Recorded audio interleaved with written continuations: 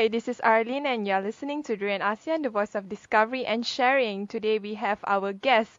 Her name is Chong, all the way from Singapore. Hi, how are you? Hey, good. Chong, you are representing an organization called what's the name again? Sa- Sayoni. Sayoni. Yeah, the name sounds a bit Japanese. Oh, it's actually Sanskrit. Okay, that's interesting. And Yeah. and today we are going to talk on a topic that is quite interesting. Actually, it's based on the event that happened yesterday, Mm-hmm. regarding on the Wear White movement, and as well as the event that happened a few days ago on the Pink Dot rally. Yeah, Um, that's right. the title of today's topic is the whitewash of the Pink Dot rally. My curiosity. What happened at the Pink Dot event, and what is the Pink Dot event actually? Well, the Pink Dot event is a celebration of freedom to love. So what happened there? Friends and families, we just get together, have picnics and concerts, and the formation of the Pink Dot, I'm sure you have seen it online. So that's basically what it's all about. Mm-hmm. Yeah. So your organization, are you part of the participant or the organizers of the Pink Dot? Oh, we are the part of the participants, so we're part of the gay community who gathers every year. So we're always there. Mm-hmm. Yeah. And why is this year's Pink Dot more significant than the previous years? What were the highlights at the event? Before the events or during the events? I guess during the events and probably before that. Well, during the events, there's actually nothing. It's about the same. But this year, according to the organizers, it's the biggest gathering. It's Mm. 26,000 participants. So it's getting bigger and bigger every year. But before the event, while the religious some of the religious groups are saying that, oh no, Pink Dot is bad and it's against Singapore's moral values. So a Muslim guy started a Wear White movement, Mm. and some churches said, oh, we should join them too and protest against the rights of LGBT people. Um, it's the kind of slippery slope arguments they have. Like if you allow them together, they'll start asking for all kinds of rights, and Singapore will drown in moral decay. So that's what they say. I see. That's interesting. Yeah. As far as I know, Singapore is a secular nation, not a religious, fundamentalist or state-endorsed nation. I'm just curious why, even in a secular nation, the moral value of Singapore is against people who are LGBT. I suppose because one of the reasons is because Singapore is changing very quickly, and people are coming all over. So it could be a reflection of people resisting change, and the fact is that a lot of LGBT talents from all over the world are coming. So they're worried about the laws here, like 377, which criminalize sex between men, and also people's minds are changing, the world is changing. So, younger people are exposed to the fact that, you need to have equality for everyone. So, it's a kind of reaction, a pushback of an unwillingness to change, to accept that the world is quite different from what we think are used to. Mm. Uh, Yeah. can you explain more of the Wear White movement? How did it started? Is it started by the religious groups, Christians and Muslim, or is started by the public in general? Oh no, no, it's just the religious groups. There was this guy. He's a teacher in the mosque. He started a Wear White campaign, asking the Muslims to wear white on the day of Pink Dot itself, which happened to be the start of Ramadan, right? Yeah, it Yeah. was on So Sunday.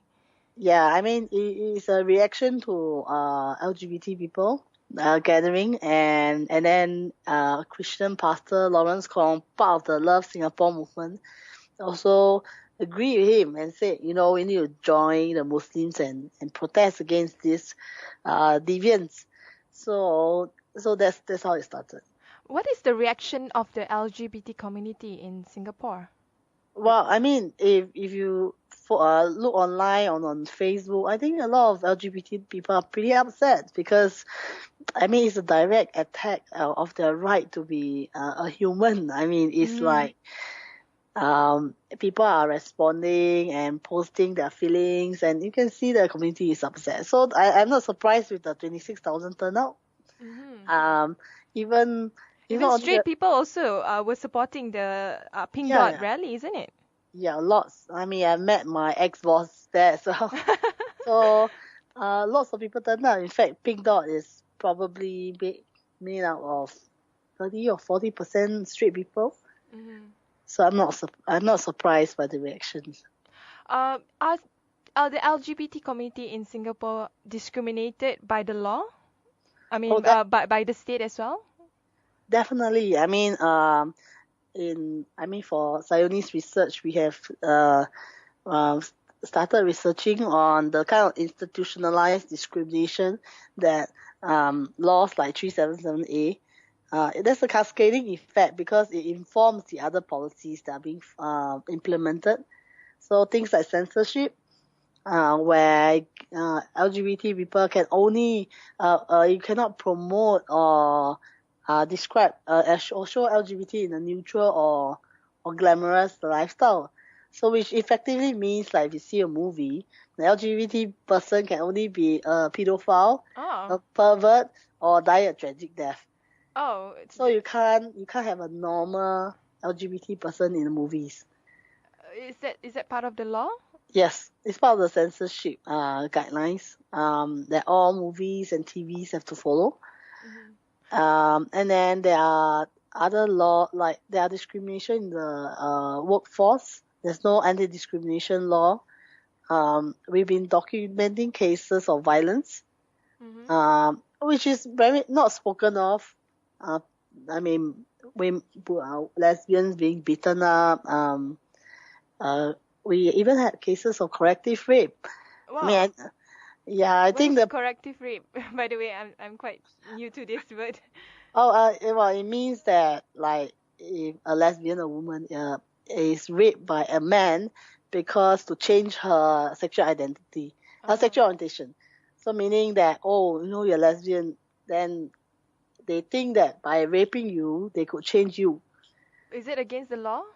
Oh, definitely. I mean, all rapes are against the law, right? Mm-hmm. But I think the issue is that a lot of people don't talk about it. They don't have the language to describe it. Mm-hmm. And some of the violence is like, I mean, lesbians are just on the street and they get followed and beaten up. And we were quite surprised at what we found. Mm-hmm. So Singapore is safe, maybe not that safe after all. I So see. Since when, I mean, probably historically, the LGBT community are being targeted by the state or the religious group? Or is it has always been like this since the formation of Singapore? I'm just curious. I think it happens everywhere. I mean, every country. So I'm sure it's been happening long ago as well. I mean, it's just that in recent years, you could see the LGBT movement finding the language to describe the discrimination that they've been facing all along.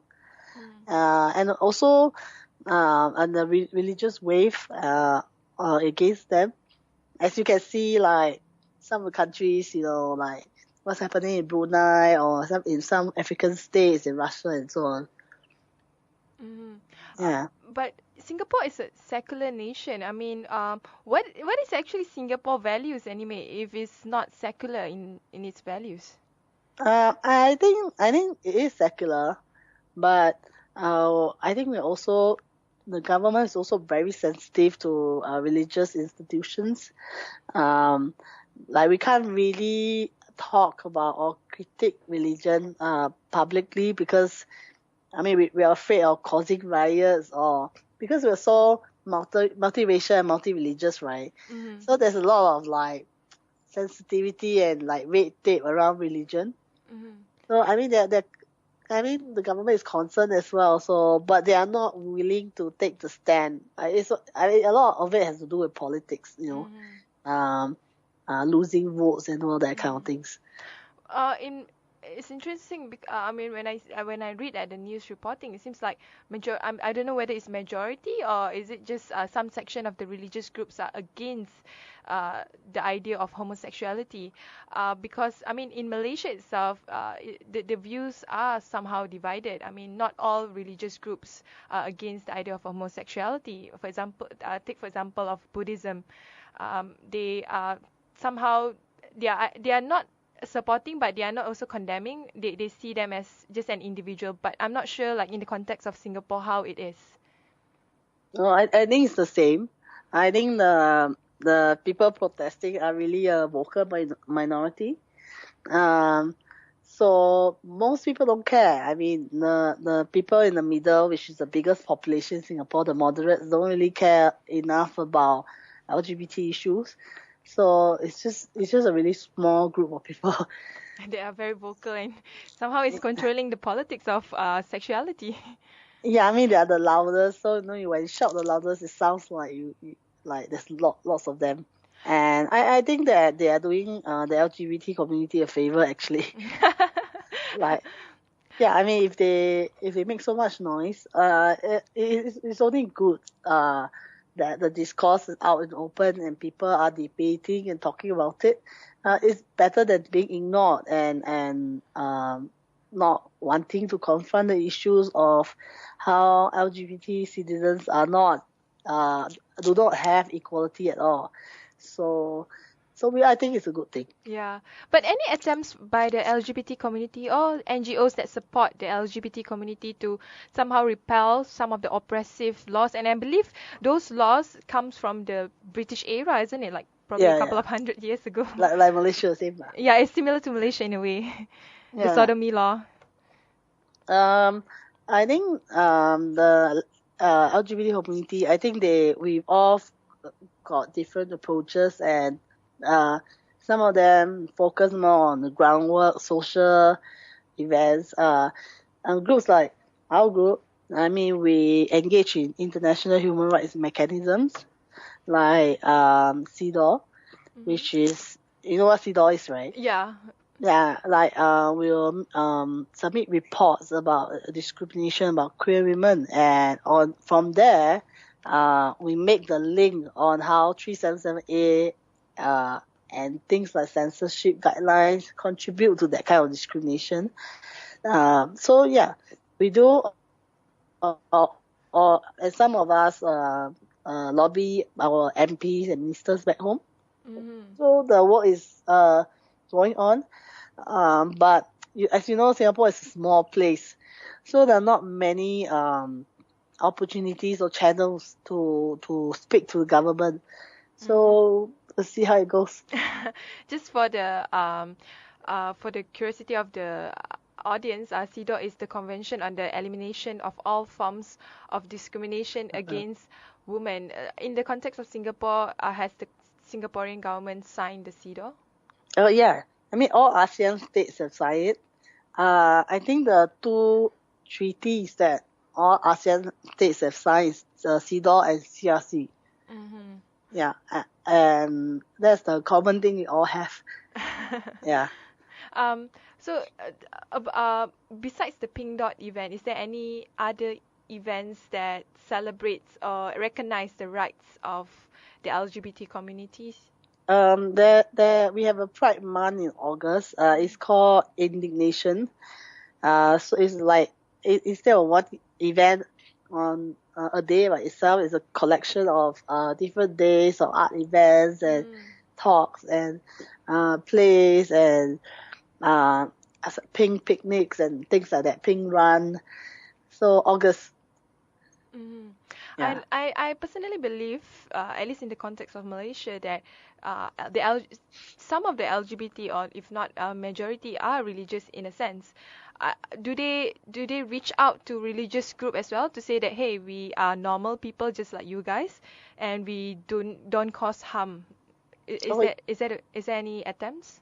oh yeah, definitely. I mean, over the years, always been done, but it might not have been public, but definitely privately, in their own personal capacity, it has been done. But unfortunately, a lot of the moderate religious people are not speaking up, uh, and some of them are, I don't know why. I mean, they all fall in line, so I'm not sure why.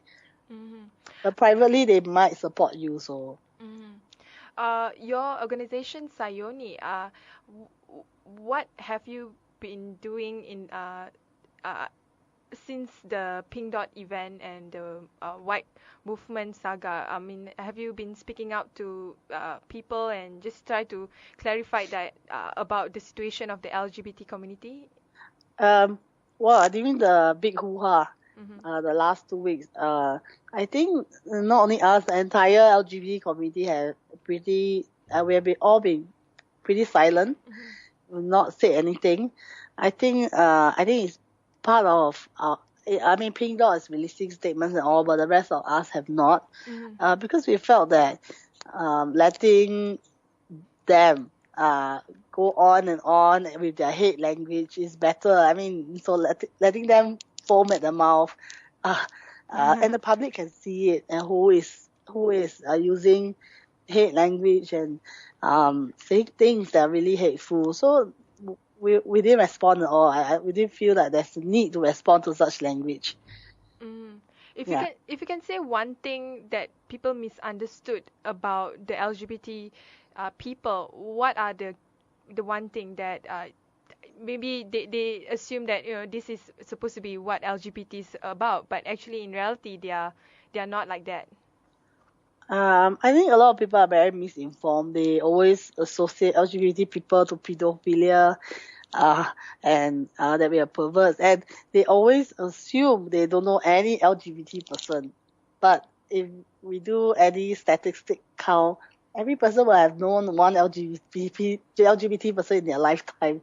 Ah. So LGBT person in their lifetime. So, uh, I think the most misinformed things are like they assume that we are not human, Mm-hmm.